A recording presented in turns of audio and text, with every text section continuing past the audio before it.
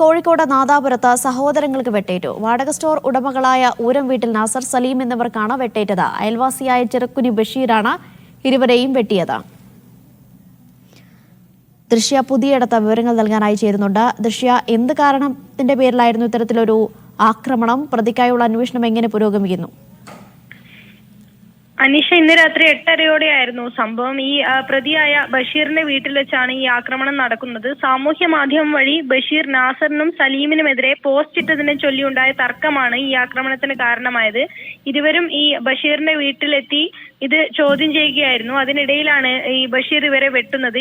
ഇപ്പോൾ ബഷീർ ഒളിവിലാണ്. നാസറിന്റെ വയറിനും സലീമിന്റെ കൈക്കുമാണ് പരിക്കേറ്റത്. ശബ്ദം കേട്ട് ഓടിയെത്തിയ നാട്ടുകാരാണ് ഇരുവരെയും കോഴിക്കോട്ടെ സ്വകാര്യ ആശുപത്രിയിലേക്ക് എത്തിച്ചത്. ഈ മൂത്തയാളായ നാസറിന് അല്പം സാരമായ പരിക്കാണ്. ഈ സലീമിന്റെ കൈക്കാണ് പരിക്കേറ്റിട്ടുള്ളത്. ഇപ്പോൾ സ്ഥലത്ത് നാദാപുരം പോലീസ് എത്തി പരിശോധന നടത്തുകയാണ്. വാട്സപ്പ് വഴി ഇരുവർക്കുമെതിരെ പരാമർശം നടത്തിയത് ചോദ്യം ചെയ്തപ്പോഴാണ്, അതിനിടയിലാണ് ഈ ബഷീറിന്റെ വീട്ടിൽ വെച്ച് ഇരുവരെയും വെട്ടുന്നത്. ഇപ്പോൾ ബഷീർ ഒളിവിലാണ്. അനീഷ.